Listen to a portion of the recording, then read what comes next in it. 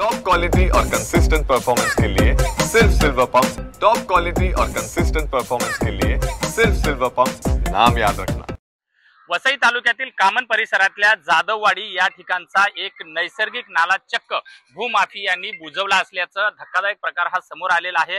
आपण बघू शकता की मी आता त्याच ठिकाणावरती आहे। हा जो परिसर आहे हा कामन चिंचोटी या परिसरामधून आणि समोरचे जे डोंगर आहेत या डोंगरावरून येणारा हा नैसर्गिक नाला होता। जवळपास 30 ते 35 फुटाचा नैसर्गिक नाला होता। मात्र समोर जे बांधकाम चालू आहे या बांधकाम व्यावसायिकांनी या नाल्यामध्ये पूर्णपणे माती भराव करून हा नालाच पूर्णपणे त्याच्या सोयीप्रमाणे वळवल्याचा प्रकार जो आहे हा समोर आलेला आहे।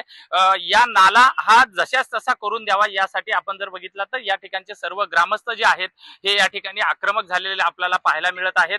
आपण जर बघितलं तर हा जो नाल्याचा जो हा भाग आहे की हा नाला कशा पद्धतीने होता हा त्याचा सर्वे गटबुक आहे आणि या गटबुकामध्ये हा जो नाला आहे हा मोठ्या प्रमाणामध्ये दिसतोय आणि ज्या ठिकाणी हा मोठी बाजू दिसते ही बाजूमध्ये या ठिकाणी माती भराव करण्यात आला असल्याचं या स्थानिकांचं म्हणणं आहे।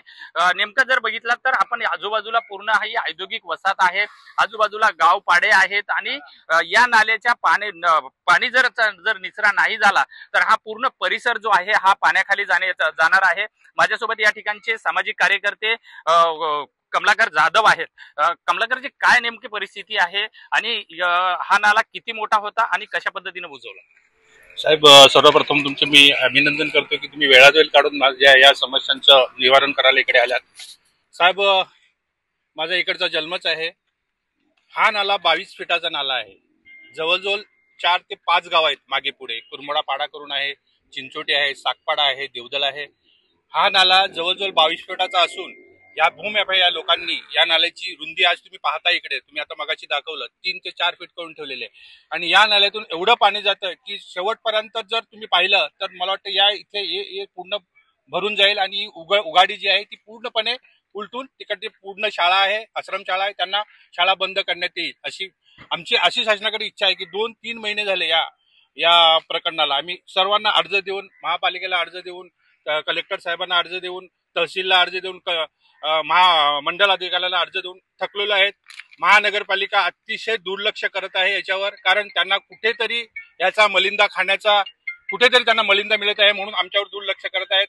आम्ही त्यांना वारंवार फोन करतो, आमचे फोन उचलत नाही। निलेश म्हात्रे म्हणून आहेत, सहआयुक्त आहेत, मला वाटतं ते कुठलेच आमच्यावर लक्ष देत नाही आणि उद्याला जर काय झालं, मागे माझ्या बाजूला एक शाळा आहे ती पूर्ण गोडाऊन आहेत, उद्याला काही जीवितहानी झाली तर मी महानगरपालिकेला याचा जिम्मेदार पूर्णपणे पकडणार आहे।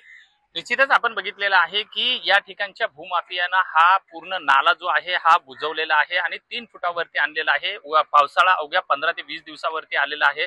मोठा जर पाऊस या ठिकाणी झाला तर जो चिंचोटी पासून भिवंडीकडे जाणारा मुख्य रस्ता आहे हा मुख्य रस्ता सुद्धा पाण्याखाली जाणार आहे आणि यामुळे आजूबाजूच्या शाळा असतील, वस्ती असेल, या वस्तीला याचा मोठा फटका बसणार आहे। त्यामुळे प्रशासन आता याच्यावरती काय कारवाई करतं हे पाहणं तेवढंच महत्वाचं आहे।